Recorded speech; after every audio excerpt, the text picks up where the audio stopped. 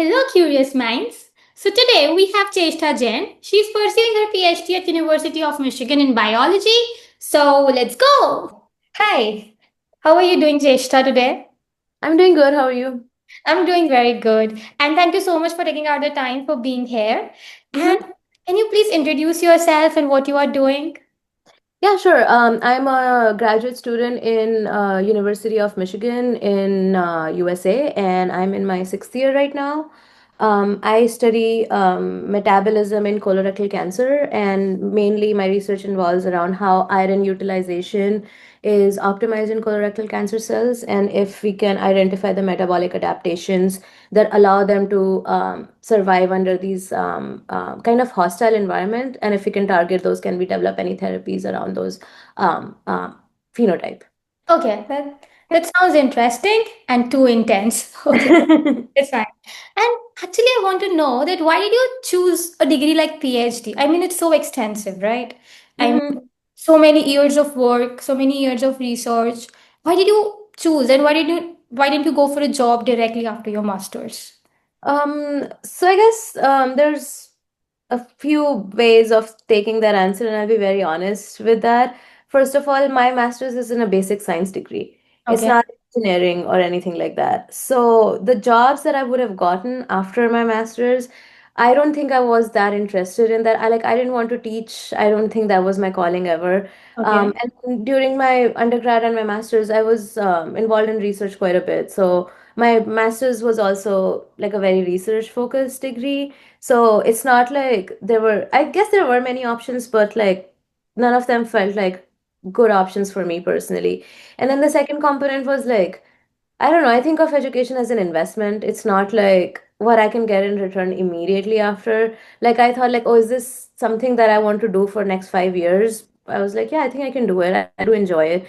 Does it pay? It does pay. So in my head, like if I applied for a job in India, for example, I think I would have made less money than I make now in terms of if you convert it into INR, like, Yeah. in a bigger picture. So and then I don't know, I was 23. I could live in another country and do all that stuff. And at that time, I was like, oh, why not? And then I know like I also talked to a lot of people during like when I was making that decision.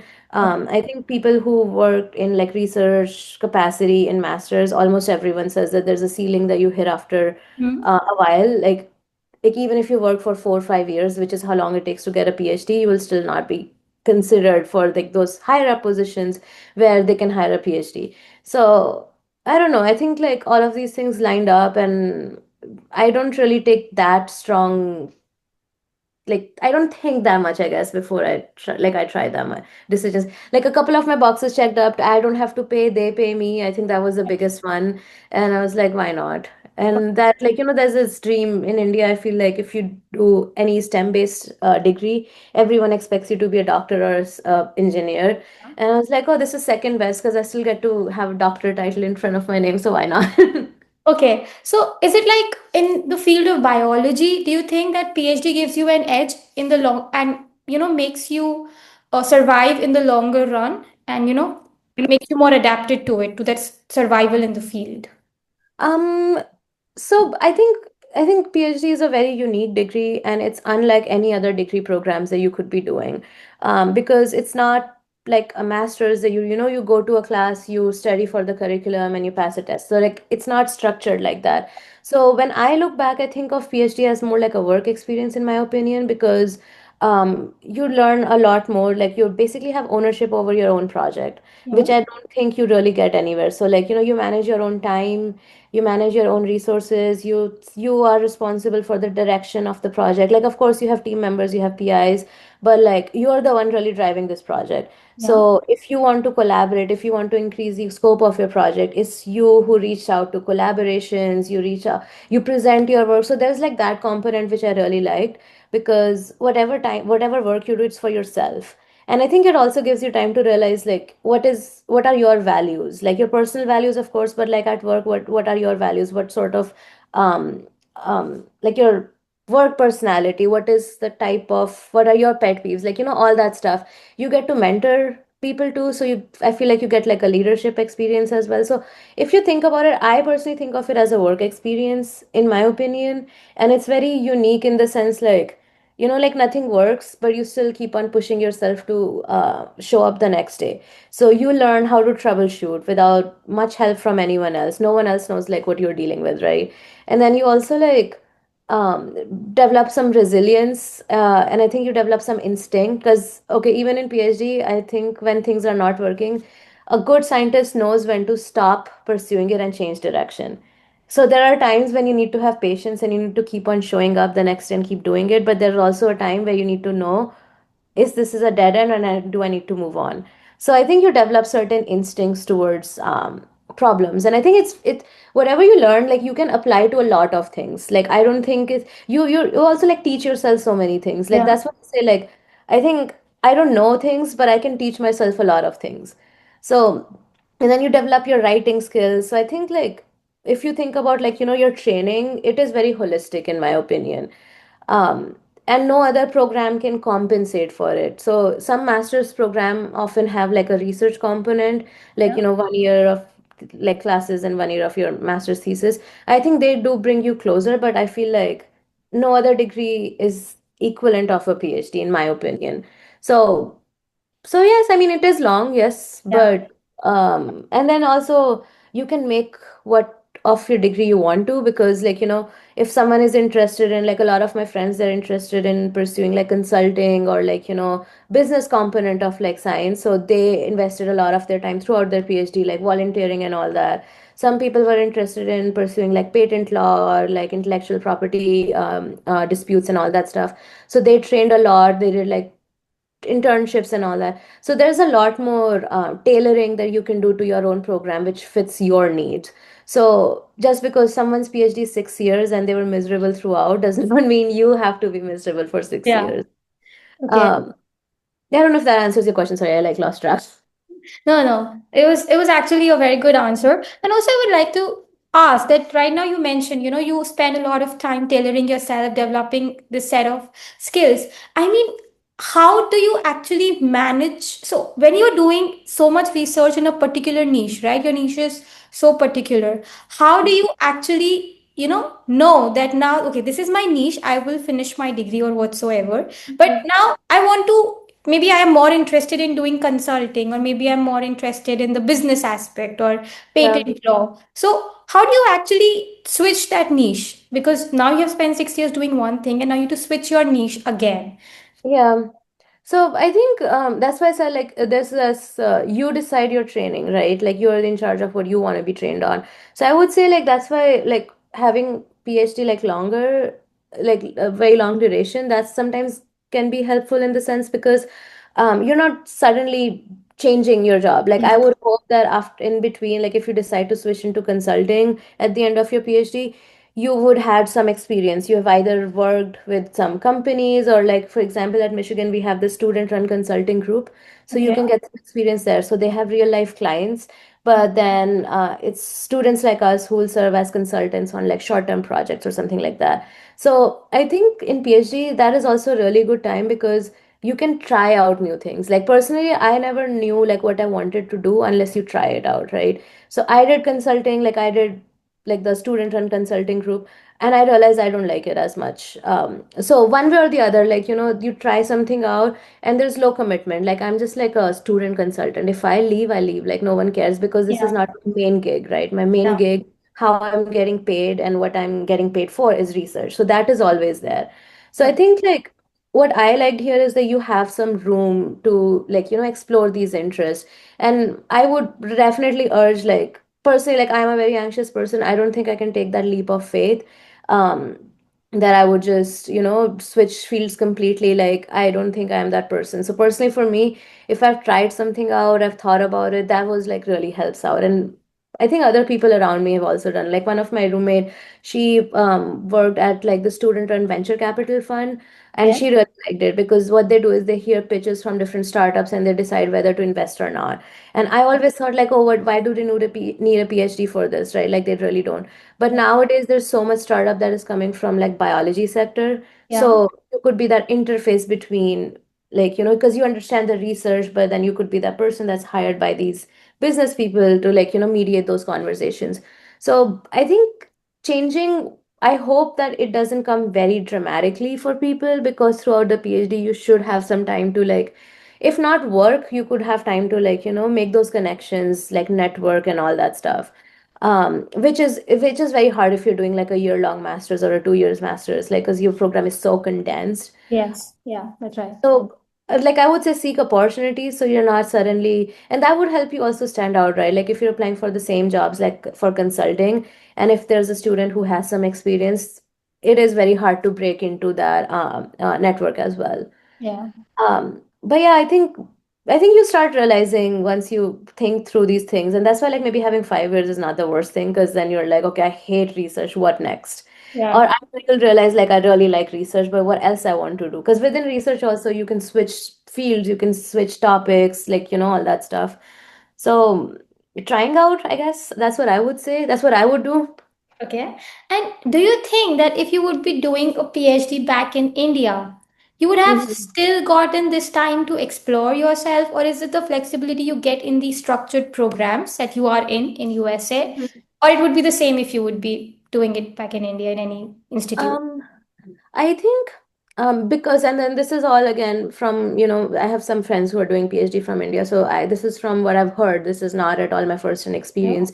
So I don't want to yeah, judge or like, stereotype it. But I think the biggest issue in India that I would have personally had is like, you could be working at a really good institution.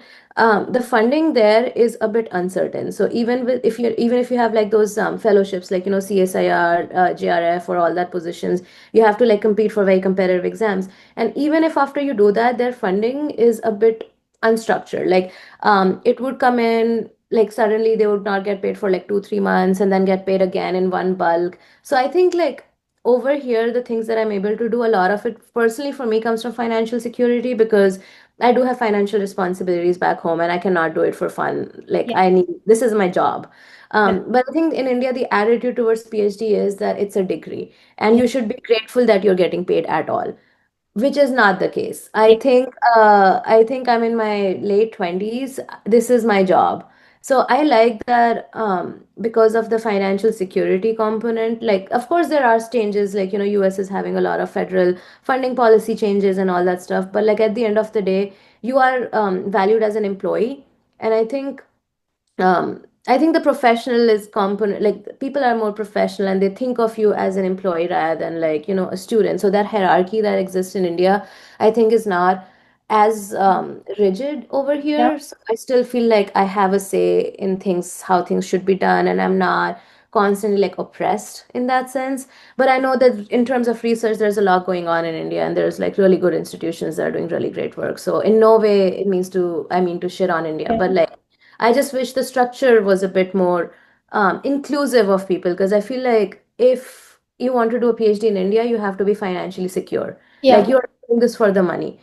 And not everyone has the luxury or freedom to yeah, do things for 5 years in their late 20s without any like responsibility for things. yeah, But in terms of other opportunities or exploring other career paths, like, people call it non-traditional academic paths, which mm, is problematic. But I know some of my friends have done that in India. I am not sure how they got into that direction or not. But I personally think that there are more structured opportunities here yeah, rather than back in India. Because I was able to try out so many things that I don't know if I would have. Like we had this for outreach also. So there are like certain schools that do not have enough funding for science curriculums and stuff. So I was involved in this outreach program that we would once a month go and teach like proper science curriculum to these schools that do not have funding otherwise. So I got to work as a volunteer, and then I was on the leadership team, and then I was the president for that organization. So like I feel like you're able to create your own opportunity if it does yeah, not exist to some extent. And it's a developing country, so there's more money to do yeah. stuff at the end of the day, which sucks, but it is what it is. Okay. Also, as you mentioned, you have been you are, yeah, it's like 6 years you have been into research now. And I mean, is it like same the passion that you had in the starting? I know that things would have changed, but the passion which you started is still the same after all these years. And when you started, when you were in like your first year, Mhm. did you experience like an imposter because everybody around you, of course, they know more than you do at that time, right? Yeah. So, what was the scenario with you? Yeah, so first question, like, do I still have that same passion? I think passion is a bit overrated word. Like I think I would equate passion with being naive. When you start your PhD, you think a lot of things that are true, which are not. Like I don't know. I was like, oh, advancement of science and stuff, which is still true. Like yes, you are pushing the boundary of your field. Like you're adding to the knowledge pool, but you also realize like you see the practical side of academia or research, right? Like your impact on the field is only as good as how many papers you can publish, or like can you publish good papers. And I know good papers usually come from good science, which is 100% true. I don't think you can make up shit. Like this is Yeah. very which is what I like about research. Like it's unifying. Like no matter, the bureaucracy only takes you so many places. Like your networks take you so many places. If your science is not there, it's not there. So I think I like, but there's also strategy that goes beyond just science. You could be doing really good science. Like, for example, if you're not a good speaker, if you're not able to present your research, that limits a lot of your opportunities. Okay. Which sucks because in the US, for example, your language, so if you're international and your English is not good, if you're not a good speaker, you could be a really great scientist, but you're limited by those things. So there's like, these things that you start realizing that there's more to doing good research than just being a good researcher. Okay. Um, Identifying collaborators, like these things. So sometimes that can make your passion go down because I was just like, oh, I'm gonna do great science and stuff, and then you realize like, okay, I have to do all of this, like things like they you will have like issues in lab, you will have issues with authorship, like you don't get along with your PI. So there's that component of it, but I think to maintain your passion for it is like, do at the end of it, if I figure out, if you have good support system that can help you navigate through these things, I Yeah. think you can still enjoy research. Okay. Like, but if you are left alone, like I have seen some of my friends, like they're like really really good researchers, but their PIs are kind of hands off, like to the point where they have to do everything by themselves, versus like for example someone like me, I had a lot of guidance navigating through these things. So my perception, I think my passion is more preserved Okay. because I still enjoy the process, and then not as so. And if you work with like people, you just have poor experiences. I think that also like tarnishes your Yeah. view of like the field, right? And what was your second question? Sorry, I missed that. My The passion. second question was about the imposter. Did you experience any in your starting years? I think I still do, and I think Oh, I think you should. Like I always say, there's a balance. Like I feel like I look at some people around me, and I was like, they should have some imposter syndrome. I think it humbles you, it grounds you, right? Then you're like, okay, I need to actually like do my work. So as long as yes, imposter syndrome is a component. Like people like me, like I did not think that I would ever do any of this. Like I'm the first person to go to college from my family, and like I don't. There's always this feeling. I see people around me who have like, oh, my dad is a professor and all that stuff. So there's that component, and then you don't have family around you. I think that also like makes the imposter syndrome worse because like you're like, if I fuck up, like I don't know what else I would do. Like I still have to maintain, like I have to stay here, I have to make sure I pay rent on time, like all that component. So I yeah. think like the consequences of fucking up is also worse for some people than the others. So that imposter syndrome, like, really kicks in. But you can use it the other way. You can think of it like, oh, I cannot fuck up, but I'm still doing such a good job. Like, I'm still doing everything that I could without any support.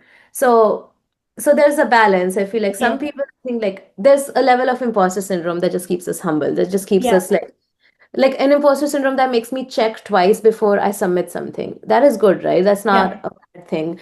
Um, as long as it doesn't come to the point where like it debilitates you, I think that is an issue. And I think I still have imposter syndrome. I think the more I learn about the field around me and I see like, okay, everyone does the things the same way. Like everyone, like no one really knows what they're talking about. Like they do, but not to the point where like, you should know every single thing about what you're talking about.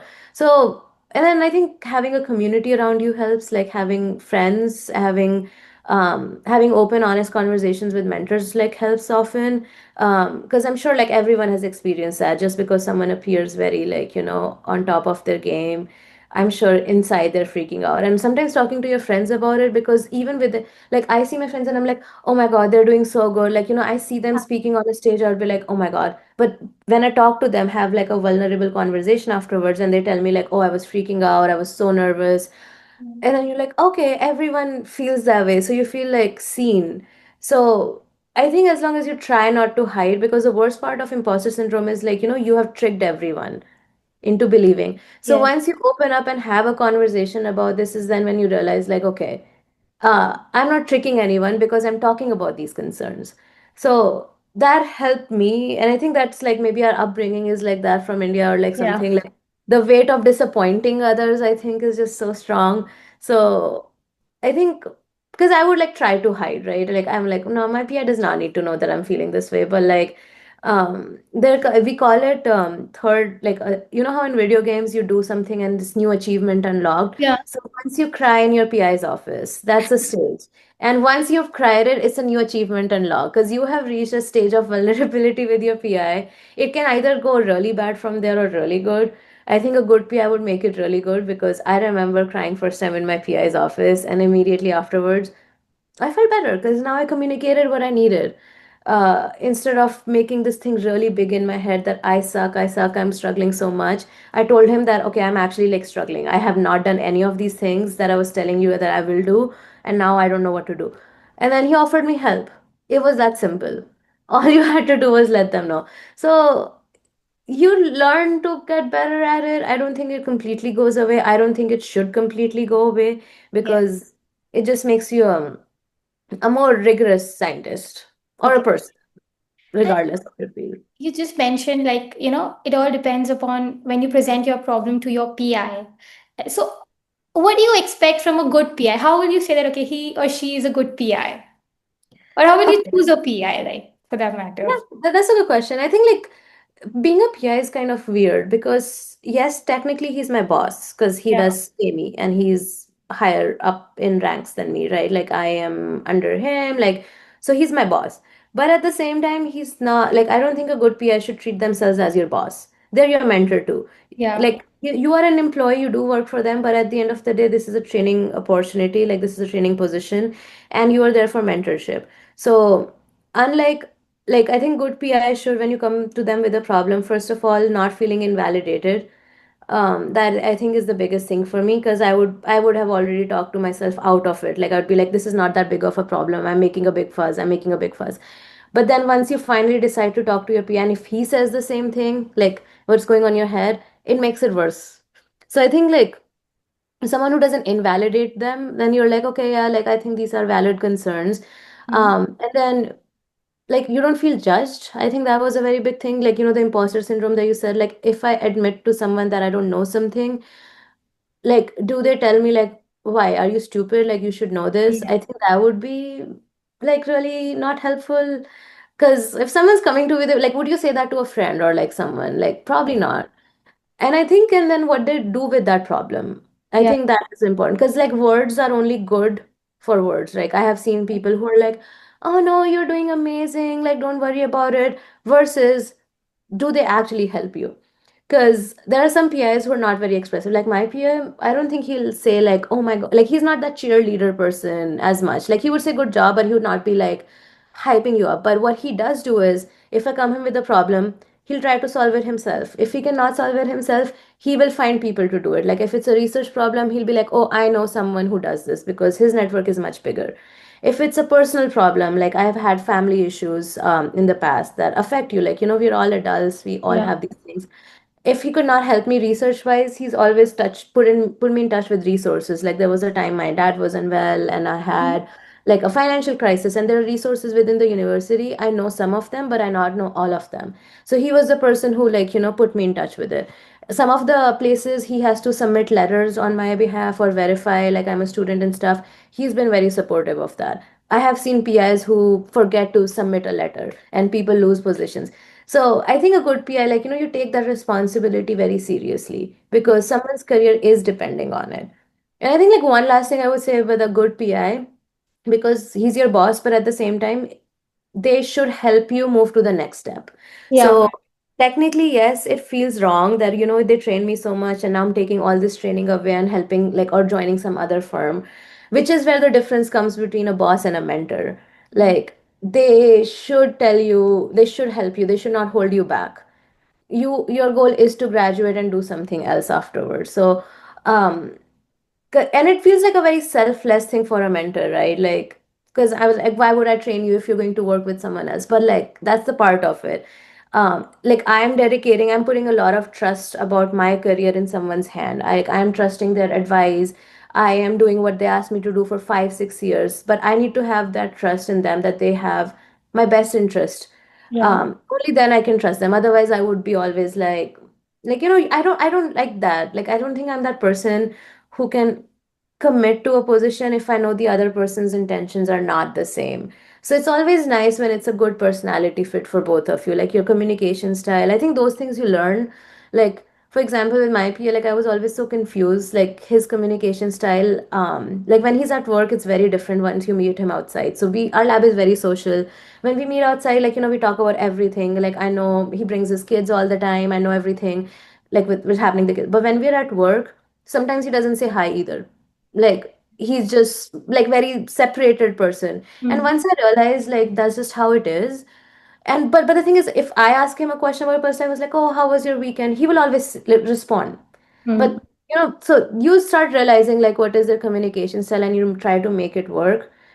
And then there are some things you're like, I absolutely hate this about you and I have to tell you, Yeah. which is also fine, like they need to hear it. So Okay. as long as you're able to find that balance to make it work with someone, because it's in your best interest to have a PI that you like and he likes you. Yeah. Um, and I don't know, I think I've been overall lucky. And then you can find mentorships beyond your PI, I think. Okay. There's so many things that, like, you can have informal mentors, you can have mentors who are other faculties, you can have people who are like, for example, like I'm a PhD student, so a lot of postdocs in my lab, I do Yeah. consider them as mentors.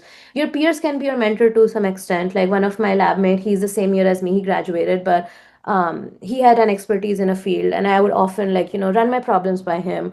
Or like you could run like, oh, I my PI said this to me, like what do you think, like do you think I'm overreact, like that sort of mentorship, right? So I think another component to have a successful mentorship, because your PI is one person, he should do all of these things, but sometimes they cannot, and they're like, times when they can provide one sort of support but not the other way, and then you try to supplement that beyond your PI, because he's one person. I think it's unfair to him, like if I expect him to like hear me like rant about work every, like I'm not going to do that with him. Of course. So identifying like what your PI can do for you and then maximizing upon it. Yeah. I Like think that was managing your expectations somehow. Like, managing your expectations, but that also does not mean you compromise a lot. Like, yeah. know that, like, yes, I can manage my expectations, but I'm like also identifying like, okay, this is part of your job. Like if I submit a paper, like you have to look at my paper and edit it, because Yes. if I could do all of this myself, I would not be doing a PhD, Yeah. right? So it's tricky because they say it's like kind of like dating, right? Like, or like finding like you have to find a personality fit. Yeah. And even when you find someone to date, like not everything will work out, right? There will be components. So I don't know, that just like stuck in my head that they were like the best in my PhD, like the two most important life decisions you make in your, like if you're a PhD student, is like your PhD advisor and your partner. Uh, Okay. because another thing is, beyond PhD, your advisor will kind of follow you. Like if you apply for a job, if your PhD advisor does not write you a letter, it's a red flag. Yeah. Because you worked with them for 6 years, why don't they want to write you a letter?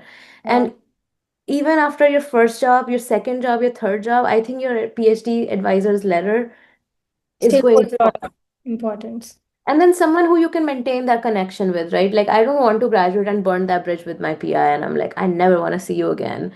So I think like, I don't know. There's a like you hope for the best, right, at the end of the day, and you try to think of all these things, but um, yeah, but it's hard. Finding a good PI is hard, and it's always constant work. There are times where you hate each other, like you're like, I'm Yes. so frustrated with this person, I cannot see him.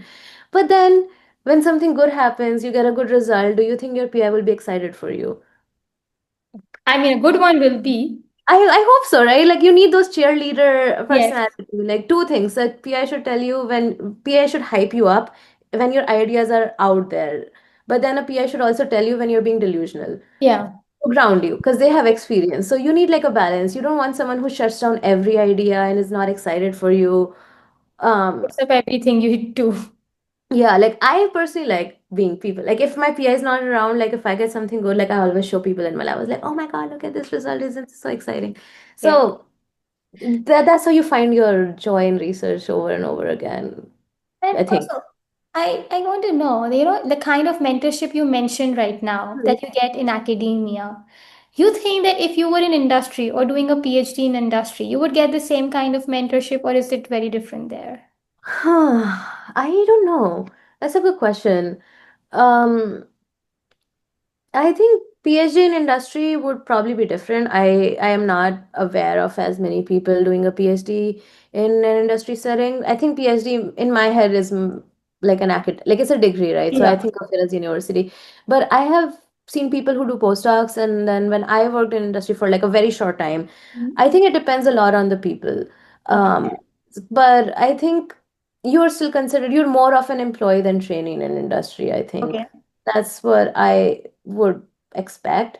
But depends on the people around you. Like the hiring manager that I had at Genentech, he was super, super nice. He was very helpful, and like, I don't know. I think it always helps if you like people as a person. Like, if you like someone, you tend to be nicer to them. Yeah. So I don't know. I don't know if you'll get the same in like setup or not from the PI. I think to some extent a good mentor has, like in academia, being a good mentor is rewarded. This is one thing I actually think being a good mentor is really rewarded in industry, in academia, because imagine if you're a PI and you're like your trainee after PhD, he starts his own lab at a very reputed institute. That's like an extension of your own network, right? Like if I start my lab and my PhD advisor is like, oh, if you're interested in this project, you have these mice, you have these cells, I'm not going to say no to that person at Okay. all. And he's not going to say no to me either. So it reflects good on them if your trainees end up in good positions. I think. Like I think a good mentor also, like I would see as a PI, like if I'm considering whether should I join them or not, I would see like where their students have gone at afterwards, because that means that did the PI help them or not. I don't know if that responsibility exists in industry as much or not, because are they rewarded in any way if your training gets somewhere else, because you're still getting your job.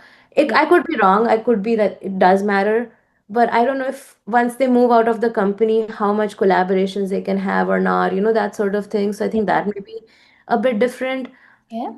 So I think maybe in industry, I don't know. This is again forming stereotypes without knowing the place Yeah. at all. Okay. So do not quote me on that. But I think the investment from a mentor might not be the same, and the return of that investment might not be the same. So there's less incentive to be a good mentor.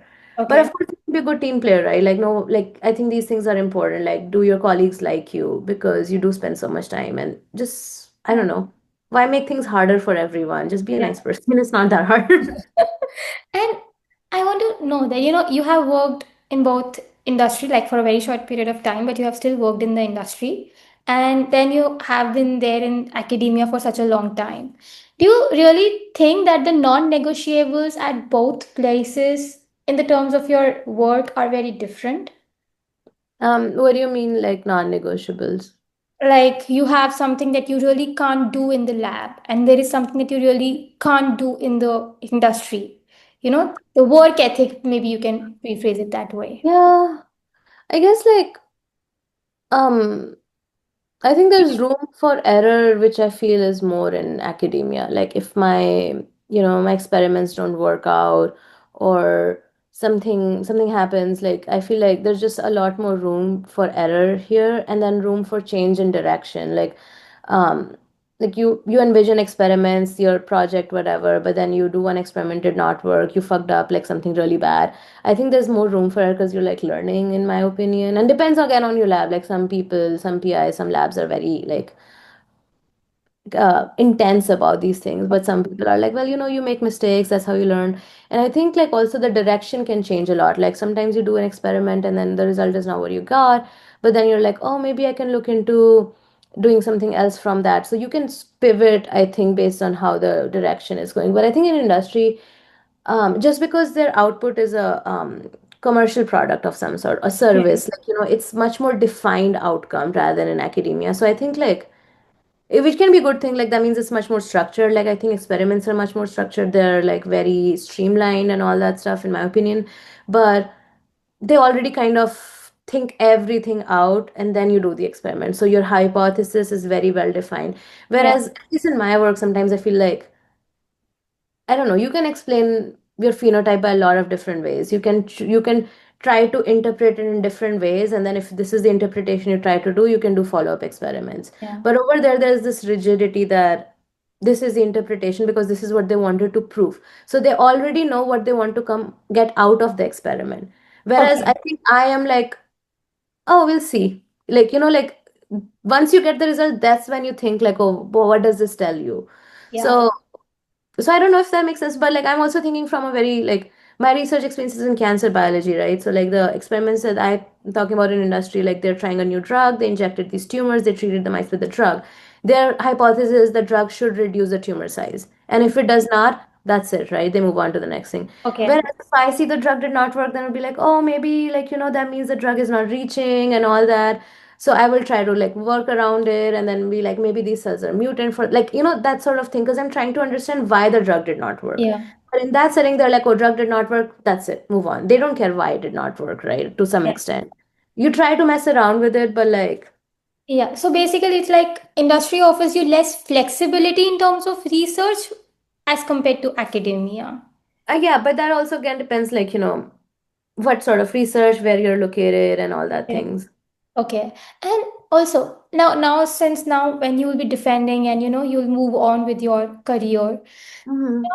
what do you think that you have been a PhD researcher for all these years, and now what will be the things that will be your priority now when you will look for a job post your PhD? You see, And I what do think, you think? Will you still be in USA considering the current financial cuts to the research? yeah, no, that's true. I think so. The considerations, as you mentioned, I think that the financial cuts and everything, the first consideration is, can I get a job? Okay. Uh, I think at the end of the day, like I also am a person who has a lot of flexibility in my life. Like I do not have family attached to me or anything. Like I am just one person, right? So like I have that flexibility that I'm not limited by geography as much. So having kids and having a partner, that really puts like a constraint in the terms of like where you can move. So I think like I'm a bit more flexible that way. So I think like if there's a job that my skill set matches, would they be interested? Like, do I even have a chance of like getting in or not? Like, I think that first concerned, but um but if I'm doing like, okay, if I'm considering doing a postdoc, for example. So one good thing is with postdoc, I do have some flexibility because people need postdocs at the end of the day, and I think I have some flexibility geographically, and I can sort of decide what I want to do. So if Yeah. I think, okay, what research I want to do after, couple of things that I thought was like, does this problem or like this the lab environment and all that, like, is it good? Do I like the people that I will work with? Do I like the place that I'll work at? And then would I like what I do every single day? I think for me personally, the what I'll do, like the actual research question, comes maybe second or third in my opinion, because I think I'm a flexible person. Like I can get interested like I in multiple different things. Okay. If you read like five papers for about one topic, I don't know, like seems interesting enough to me. Yeah. There's and maybe because I know so little, so everything is like, oh my God, like yeah, sounds great. But if you don't like people you work with, then it can get really annoying. Like no matter how amazing your research is, if everything else around you suck, like you're not going to like it. Mm. So I think that like, is a bit of a component in me, but like I was looking at jobs at some point, or like, I passively look at them sometimes. Like, you never know if you find something. I think something that if I have a choice, like I that a job that still uses my PhD degree. I think I really want that. Because if I move into like doing something completely different, I was like, then why did I even do my PhD? I want to have some use of my degree for at least 5 years, like three, Yeah. 4 years, maybe. Okay. Because I don't know, I like doing research and I like doing all of those things. So I think that would be a thing that I would consider either in industry or not. And then of course, like, you want to make enough money that you're surviving. You do not want to be under debt to take a job that does not pay you enough. Yeah. So I really hope that works out. And then the question about being in US or not being in US. So moving to a new country is very hard, as you would know, of course. Yeah. Learning the culture, adjusting and all that stuff. Like it takes time. So Yeah. I don't know if I'm mentally ready to start from scratch again, Okay. personally. A lot of my network is in the US, like be it like knowing PIs, being knowing labs, being like having friends, like, all that stuff. I just have a lot of it in the US. And beyond the general sentiment or the recent policy changes towards immigrants, towards science, I think one thing I really appreciate in the US is the scientific community. They're very hardworking people. Like Okay. even when they knew that the funding would be cut off, like people know that they might not be able to keep on doing it, they still are working actively on things. When NIH shut down, they were not accepting proposals, but it was not clear whether they would not or not. Everyone around me who had pending research proposals, they were still working on it. So I feel like people are just very dedicated here. I'm sure that exists in a lot of different communities as well, but like I think people really care about what they do. So I am not that turned off by the US because of the government policies, because I think the community itself is still very hardworking, still very dedicated to their work. And I think um, like even my PIs and my department chair and all that stuff, I have seen how much work they put into, like, still make sure things move smoother. So I still believe that um, things will get better just because there are people who are actively working on things and there are good people out there. So I still have that faith in it, like maybe 2, 3 years, because governments have come and left, but these institutions, these research communities have been there for several years. So I think there is a potential of like, and I feel like I'm running away if I leave it, because I did take advantage of this country's infrastructure to get my training, but um then I'm leaving. Like, I not a sense of loyalty per se, Yeah. but I feel like if my experience so far has been good, I think it can still be good. I don't think it will be horrible. I know like the immigration policies in the US have always been tough.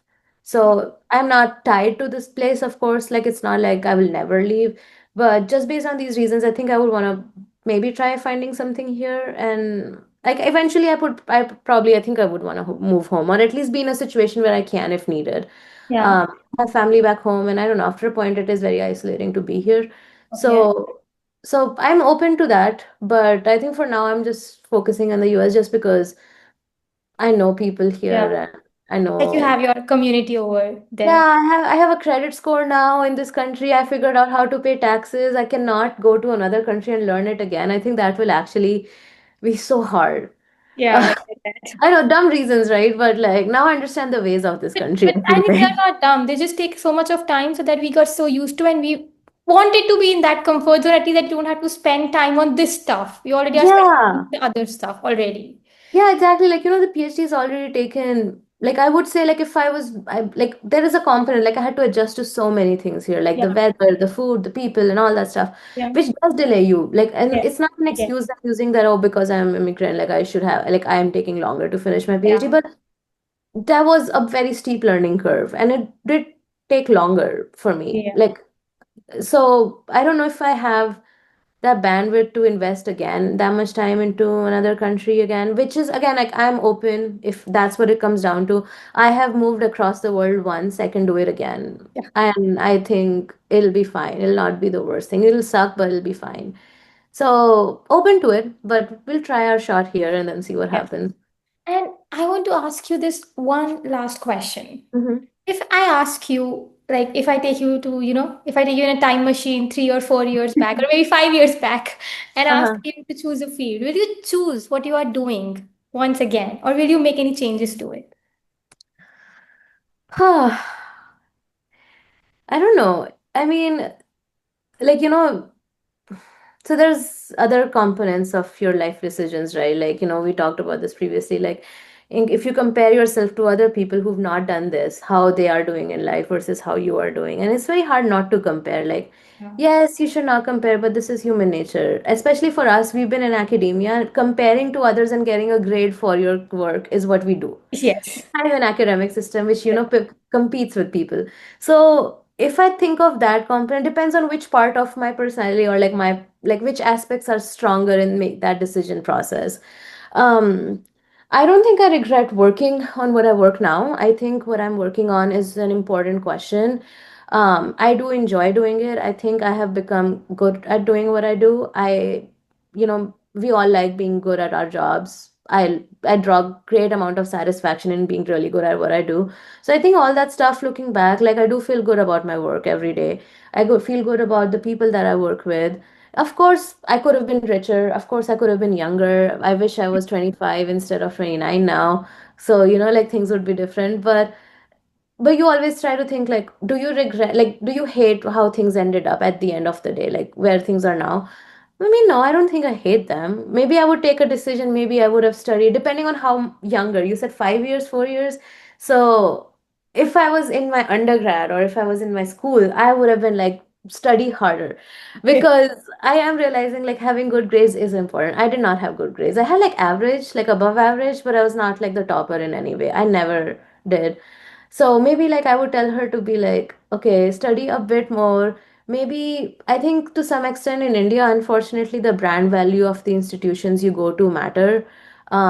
So sometimes I think like maybe if I work slightly harder in back in India, like again, my education, like I'm not ashamed of it. Like Delhi University is a good place and all that. But in India, like there's this component of like IIT and all that. Yeah. But I'm also realizing that IIT does have a standard of education that maybe I did not see as much growing up. So I think like if I had like a maybe stronger start in the beginning, I maybe would have been like a more competitive person now, or maybe my insecurity would be slightly less because it'll be like, oh, well, I'm from IIT, I don't need much. But it could be also wishful thinking because I Yeah. know the whole market for getting into these really big institutions in India is just so messed up. I did not have money to afford to go to coaching institutes or on any of that, so that was not really an option. And even once you get in, like paying off fee for these schools is insane. Yeah. So as much as I say like, oh, maybe I should have studied harder, but considering how much effort I put in and how much return I got, like I Right. don't know. Worth The it. less like I did not put in as much effort either, right? So like I cannot complain like, oh, I don't have all these things because that's how much I worked for. Um, so maybe like I don't know, I still like biology. I don't think I wanted to do any other sort of research as much. I was interested in physics at one point, but I do like biology quite a bit. I don't think I like any of these dry subjects. Like I don't think I would have flourished in like any humanities or like, commerce related subjects. Science is like I do really like it, and I like that it sort of unifies everything because um like research is research, like whether you're doing it in Germany, I'm doing in US, whether you're doing it in India, if you try to like it kind of is unifying across different countries. Yeah. Um so so I do like that component of it, I guess, like I'm still doing things the same way if I was doing it in India, like maybe like the pace would be different, Mhm. but publishing papers would be the same. If you do a Western blot here in the US, it looks Same. exactly the same. The reagents are the same. So, like, I think that component, like, that's where research is good, and the transition from India to US was not as horrible because you're still working along the Yeah. same lines. And okay, so I said this is my last question, but this No, is no, no, don't this is worry. the last. Now, if I tell you you have to make some changes in your field to make it a better place for the people coming in now, Hmm. now, because it's always a question that, okay, researchers are underpaid, you are in your PhD, you don't get enough money, you're not paid for your Hmm. extra hours. And it's always said that, a work life balance is kind of a myth in a PhD. It doesn't Yeah. really happen. So, what do you think about all these? Like, if you want to make your field a better place, what would you do about it if you get I, given a chance? I think one thing that, the core of the field is overworking is glorified. Yeah. And it's glorified in a lot of fields, and I think like until that approach changes, like that's just like the very core problem of it, right? Like somehow complaining about, oh, I work for like 60 hours, 80 hours this week and I'm so tired, is considered like, Yeah. Wow. wow, you're so hardworking. And if you're not doing that, that means you're not working hard. Yeah. If I'm like, and I'm like I used to do that too, right? Like, if I don't spend time until like 8 9 p.m., I somehow think like I'm not working hard, and then that's glorified and that's rewarded too, right? Because um the more you work, the more like even if your experiments are not working, the quicker you're going through your hypothesis, the quicker you're going through all your possible options. So, and that's why, no work-life balance. That's why you're paid little, because technically on paper they don't pay us very little, because there's I think at Michigan it's like 30 hours per week is how much you're supposed to devote to your PhD. So if you Okay. divide it by that, then you're not underpaid. But if I work 30 hours a week, I'll never graduate. Even with all this work that I do, I'm still here. So I think, and then there's this component, everyone, if you work in a PI's lab who's not tenured, then they have this pressure that they have to continue publishing, and Yeah. then they put that pressure on you that your experiments have to work, right? And then you work hard, hard, hard, and then your experiments are still not working, but your PI is being unreasonable about it. That's when the issues with reproducibility in research comes in, like data fabrication and all that stuff. And I'm not saying that it's okay to do like any of these Yeah. things. It's wrong, but the responsibility of it is upon everyone. Like if I have so much pressure on making my experiments work, and I know if I do a negative result, my PI would be upset, all those things, it becomes like that hostile environment, right? And that's why people publish papers get rejected or they get retracted afterwards. And then the cycle just continues, and even if like sometimes they get published, a lot of data is not being able to reproduce, so all that resource money that went in was wasted. Because how many of like papers, like for example cancer, like how many papers are published each year targeting different kinds of cancer, and how many of those papers actually translate into therapy? Yeah. There's some bottleneck, right? Like from transition, like actual clinical application, there's some bottleneck. And I'm not saying a lot of it is because things just don't work in patients the same way they work in our models, but a lot of it is because the rigor is missing. Yeah. Because if you're rigorous, then it slows down your research. So I Yeah. think like overall the system just like glorifies overwork, and at the end, like content doesn't matter of a paper, it only matters how many you have. I think that becomes an issue, like how many co-authors you have, but no one really talks about what was your contribution to the co-author. Yeah.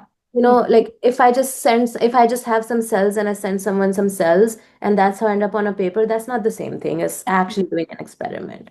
So I think that, and also the reviewing process, I think, because considering in academia your currency or measure of success is entirely just papers, and if it's just papers, the reviewing process has to be a bit more um like things that we talked about in the beginning, like if you want to publish a nature paper, you have to have so much money invested into it. Like Yes.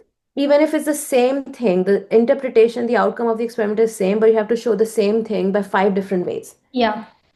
So yes, that is in good because it's rigorous, but like are you doing it just to hit that nature's 7 figures 10 supplementary figure Exactly. threshold or whatever? So I think like there's a systemic problem that exists a bit. And I don't know if what is a better way. Like, should we not prioritize papers as much? I don't think we should. I think impact factor, like I think we should work on that because Yeah. different fields, have different impact factors. Like cancer work in general, just because the prevalence of the disease and Yes. investment in the disease, like the impact factor of the journals goes really, really high. But Mm. if you're working on a very niche problem, which is just as important, requires just as much hard work, the impact factor of the journal might not be as high That's because less people are working on it. exactly. So I don't know what's the solution of it, but I think like just being a bit more, and that then the final issue comes in, like all of it is funding related, right? And the Yeah. funding is usually regulated by the government. Yes. So most countries, private foundations and all that, but then they are tied to a commercial value.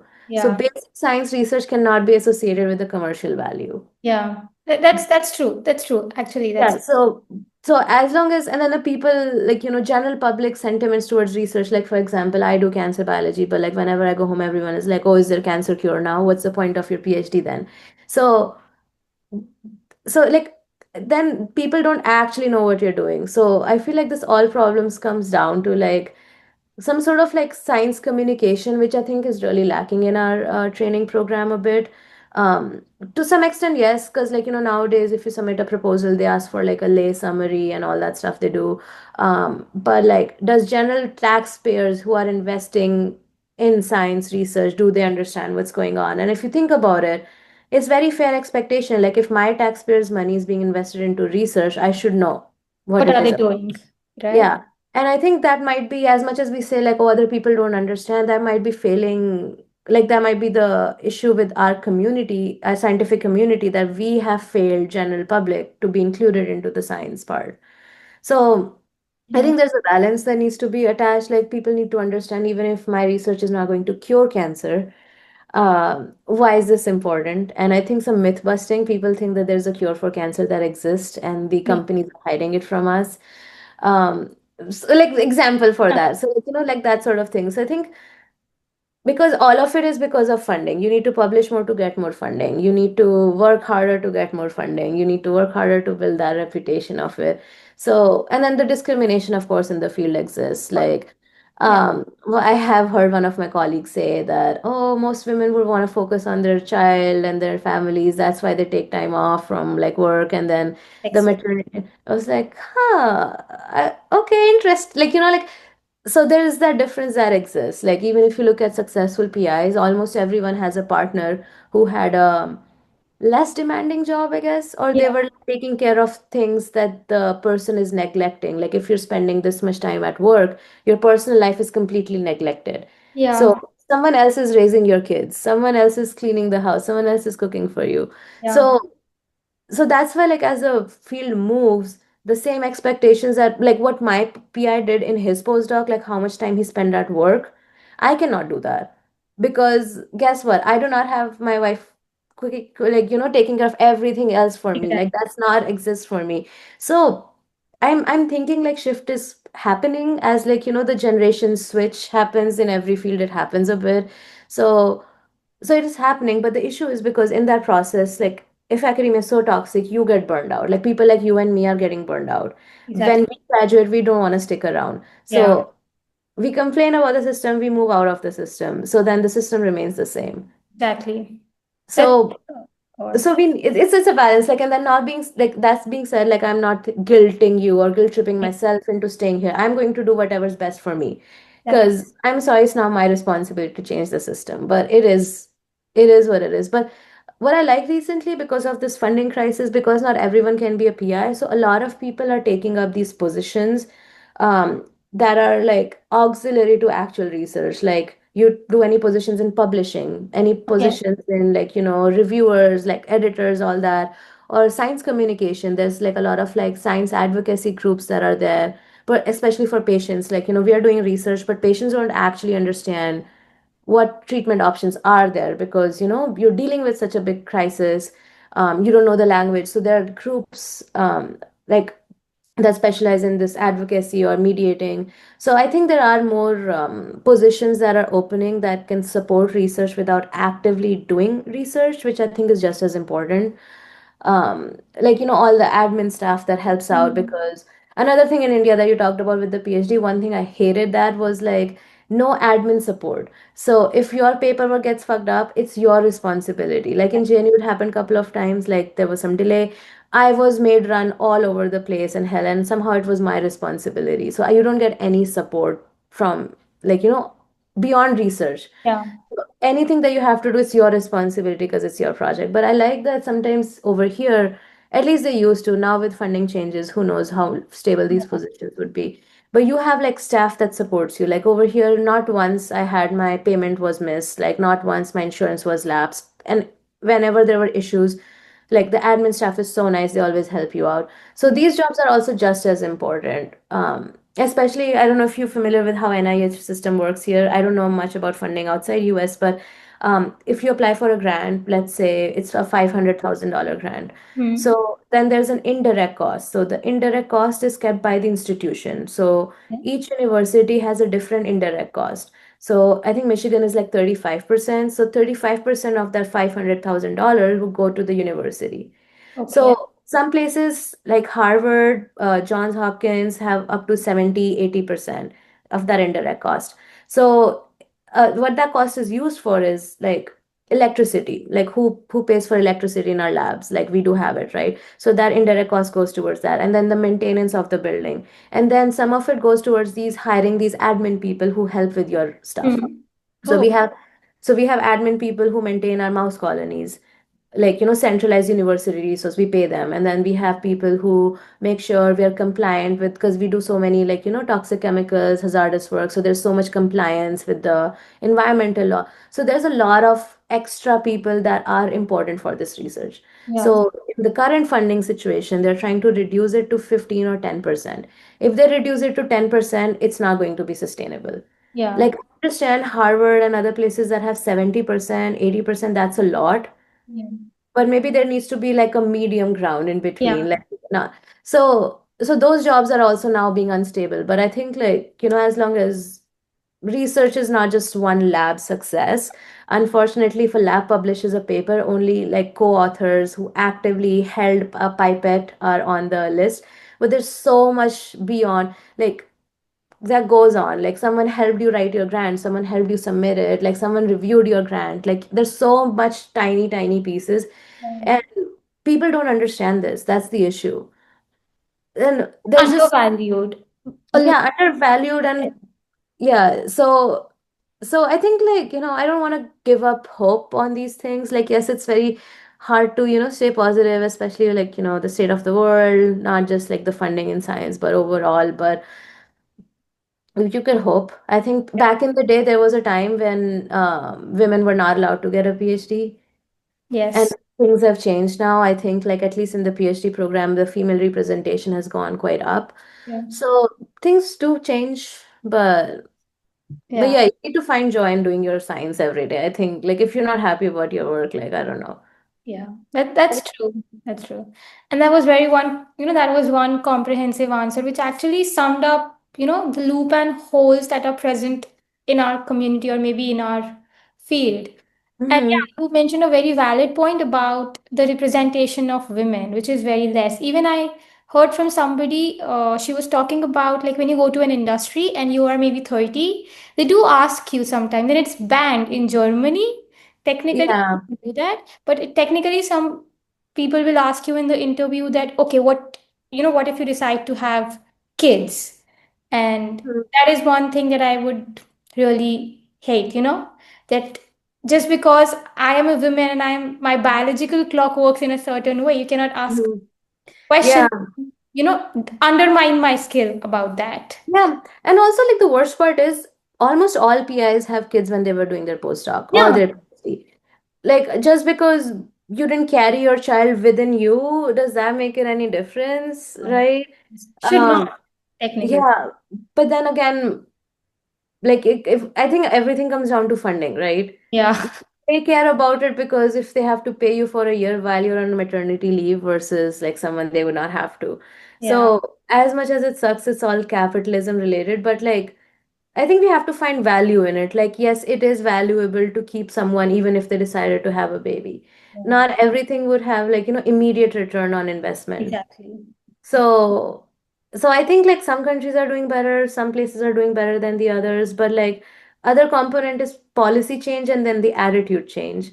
Policy change important because it applies, but then the attitude, like, yes, sometimes policies are different, but then, like, how are people responding to it? Like, some people are like, no, it's the policy, I'm not saying, but there's like so much subtlety, right, in the communication. Like, people make comments, like, there's this one person, I don't want to give too much details, that pisses me off all the time. They refer to women as females. See, now there's nothing wrong, right? Like, if you think like, oh, I'm being too sensitive, like, female is a word for women, like, why am I being too sensitive? It's the general attitude, like, thank you for reducing me to a biological trait. Yeah, exactly. Yeah, but then there is a word that exists, women. But Yeah. then the issue is that individual does not realize the difference. And I know if I said it that you're calling female is wrong, he would be like, oh, women are just so sensitive these. No, he'll say females are so sensitive these days. This So, is so that attitude, like, I think, and then, if you bring in the other component of being international, being from a different country, already dealing with the idea that we're added stealing other people's difficulty. jobs, um, you Cherry on cannot. the top. Cherry on Yeah, the cake. but like, the word of the brain drain. So Yeah. if people don't change their, like, that's what I say. Like, if someone is capable, and they have good skill set, they will find a job. Yeah. Like, that's why I'm like, yes, I'm worried, like, what will happen to me and after that. But like, if it becomes very, very hostile for me to live in this country, like, I'll find something else somewhere.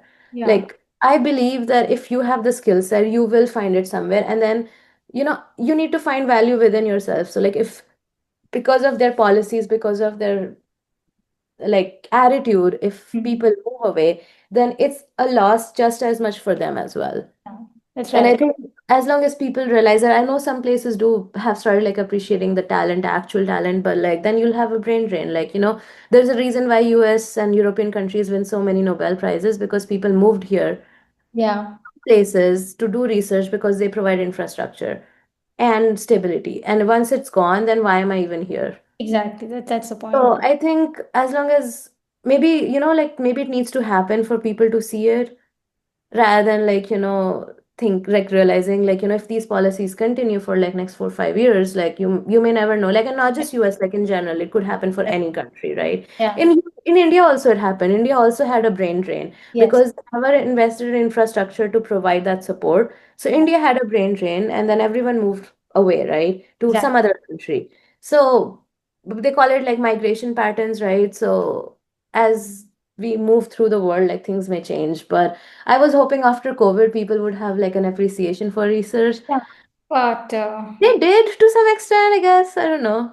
I mean, I still feel that, this field is very underrepresented, and that was the whole point of this channel. That, I mean, nobody talks about, beyond, the struggles that are beyond that one publication, that one paper, or that one, that one achievement you get. There are hundreds of failures, and we are talking to every sort of people, and every sort of people in different professions, but nobody really represents this niche, that what Yeah. we go through. And it's not just the professional pressures you have the side hustles of your family also going. Yeah, yeah. Side hustle is a good word. I like that. And and then you have to, you just mentioned, off camera, that you have to build that wall and know that what to filter out and what to really pay attention to. But no one really appreciates that, and no one really wants to talk about that. That is the But that, also, like, if people keep on hitting that wall, things will go through. Like, I'm a person. Like, why do I have the responsibility and people can say any obnoxious, rude things to me? So, exactly. like, I get annoyed when it's like, okay, you also need to understand you cannot keep on saying this to me. Yeah. Oh, So yeah, I don't know. There's no right or wrong way. I feel like you will lose some bridges and burn some bridges, but then were those bridges worth keeping? I mean, Yeah, I if just you want, yeah, if you establish a boundary and someone like takes it personally, I think then they need to work on themselves yes. about. It's I not about you. This field teaches you that, I think. And I also need this field needs more appreciation. You definitely need appreciation, because you are much more than that one damn paper. You're much more than that. Yeah, and that's why like like the community is isolating, right? Like what I said, Yes. like we don't do science communication and all that stuff because you don't really get that validation anywhere else. Like a Yeah. person who has an MBA would have like a much better time convincing people that how amazing they are than I would. And personally, MBA is not like it's not nearly the same. Like they're very different things. Like I they should not be compared to the same scale. Not saying it's good or bad, but it's just very different than what we do. have just a 2-year degree. I'm not undermining the degree. Yeah, it might have taken a lot of effort, but PhD is whole together another level of journey you are going through. Yeah, yeah, You and then learn the so issue is once you like in industry, that's also like another thing because if we have this perception that success is measured by how much you're making, that's much. when the industry issue that I like. I'm not saying it happens all the time, or maybe I am very judgy and I have this in my head, but like no matter how much research you've done, at the end of the day, you'll have to describe your research to an MBA, and they will decide whether you can do it or not, which is my problem. Like yeah, Yeah. so because they are just placed higher and then that's why they make more money than me, but I'm the one doing stuff. So yeah, I don't know if there's like a good way, but you're right. Like I think appreciation because I think for other people, like other professions, I'm sure they don't understand what other people do either. Like, like general public, like if someone says I'm a consultant in this company, they don't like really know. But Yeah. they know how much he makes, which Yeah. is the ultimate currency for comparison. Like it's a unifying factor, right? Like how much you make is very comparable. Yeah. So for people to understand or value like researchers, they need to actually understand what we are doing. Um, and then, like, I don't know. If next time someone asks me, "Did you cure cancer?" I think I'm gonna say yes. Maybe then they like me more. I'll be like, yes. Done, cured. Now to another disease. Cured one cancer, now I'm doing another cancer. Uh, But I don't know. I do like it. I think I get to be a student more. I feel like I like, the adulting component of things. Like, yes, I am adulting in the sense like I do everything by myself, like yeah, every single thing. But I like that I'm still in a degree that I get to do whatever I want to do. It's not that serious. Like I think at the end of the day, like I'm thinking like it's just like it's not that serious. I don't feel like that, oh, I have to pressure. invest, I have to buy a house, like which is wrong because I feel like once I'm out of this like, like bubble that I'm living in, I think it'll suck because I would see, oh my God, everyone has a house and a wife and a dog and kids now. What the fuck is happening? But I think for now I like being in this little bubble. I've never had a job before, so this is what it is. Now, Yeah. hopefully, I wish that one day we will have that kind of appreciation and people will know what we do and they will kind of appreciate that despite all these things, we still have the resilience to be Yeah. in the field and to endure still all of that we Yeah, rather than being called out like, oh, you're so dumb. Why are you working this much if you can make so much money? Because I feel like, I do believe there's bigger things out there in the world than money. yes. Then why are you asking for a cure for cancer then, huh? Next time someone says, like, I would say, I think this is my approach going to be. You gave me a good idea. Like, then they say, like, oh, but you're still making this much money. I was like, well, then why did you ask me for curing cancer? Did you ask an MBA person? If they're getting paid so much more, they should cure cancer. Why is this my responsibility? I have the same take for the people, who, I mean, can you I'm imagine? not shitting on MBA. MBA, I'm just using it as an example. I did not mean to I shit on mean, MBA. okay, Thing. MBA people still have a degree. I'm not taking any names and not undermining any profession, but people who are doing a get ready with me are earning like 20 times than I am. And then if money is the only level, you want Hmm. money is the only, standard of measuring the success. Then Hmm. why did Yeah. my parents actually tell me to study and why did not they ask me to do a go and do a get ready with me? Yeah, I know. Yeah, it's just unfair. I think like, that I think that's the when you talk about like is your passion the same? I think being like I was naive when I started like, oh, I feel like, the harder you work, the successful you are. I think that image has been shattered a bit for Yeah. me. Because there is a difference. And like, people always say hard work versus smart work, but then smart work is also hard work. Like people Yeah. who think you can replace smart work by hard work, like no, I don't think you can outsmart your way without like Doing doing hard stuff. work. There's a balance. Like you can maybe get to a certain place, right? Like with all this like, hustle, like, cutting corners and all that stuff. But I like to believe that there is some value at the end of the day. Um But doing and work also you have to do some hard work to know how you can work smart on that field. yeah, true. Yeah. Yeah, you need both. You need both Yes. to complement each other. Like Exactly. do some work, analyze it. That's why I said like, in the beginning we talked about like work-life balance and stuff. And I think like the work-life balance at the end helps me like, step away from work and then come back. Because if you Yeah. keep on working, you keep on working, like I think my brain does not work like that. After a point, like I am running in circles and I'm doing work just for the sake of doing work. Like, Yeah. am I being like productive? Like, am I actually producing something? So you need to step away from work every now and then. And I think whenever I'm struggling to take time out and I'm like, oh my God, I have so much work, that's when I realize like, you know what, they don't pay me enough to work this hard. Yeah. That's true. That's So, so that's your justification. If you cannot justify stepping away from work, I'm like, this is above my pay grade. Work throughout the weekend is just not in my pay grade right now. yeah. Um, That's yeah, true. because you need to take care of yourself. The only then you would like, Get in the and long run. find value beyond work, I think is also important because like whenever I would like get upset that I'm not like, my family is not valuing my work or like they don't understand.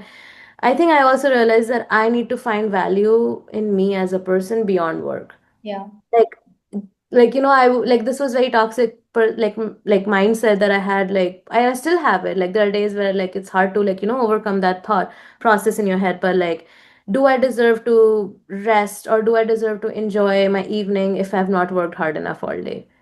Like, Yeah. if my experiment did not work, I don't deserve to watch a movie at the end of the day. I don't deserve to, like, even like sometimes I would skip eating, like, because I'm like, I cannot eat right now. I cannot take time to eat right now because my experiment did not work. And it is sad, right? Like, would you tell your friend that, oh, you don't deserve to eat because you didn't finish your homework? No. It's not healthy. It's not a healthy attitude that we develop. Yeah, Right? but exactly, like you deserve all these things even if your experiment did not work. Exactly. Because you did show up and tried, right? Yeah. So I think like trying to remember, so whenever I think like, oh, other people don't understand what I do and all that stuff, like they don't value me, blah, blah, like, all that stuff. But like, do I value myself beyond work? And not. Sometimes I don't. Sometimes, some days I don't. And it's hard, but you have to do it. I think that's Yeah. why sometimes having like a personal life outside lab might be helpful. Like, if you have a dog or kids, like your dog loves you no matter what. Your kids will love you no matter what, right? They will not ask like, oh, if your experiment did not work, we're not gonna talk to you tonight. Yeah. That's true. That's So so that true. unconditional support, and if you don't have it from your extended family, that unconditional support, whether you're making money or not, whether you're making like not family, but like, people around you, then that support needs to come from you. Yeah. Because no one's in your corner. Exactly. It's Who's up to supporting you. you? So, And it's like it sounds very preachy, like, and I'm saying like, I'm not like, oh, I have figured out the way of life and all of that. I have not. Like, this is me because today I did not go to lab to finish my experiments. I'm very positive today.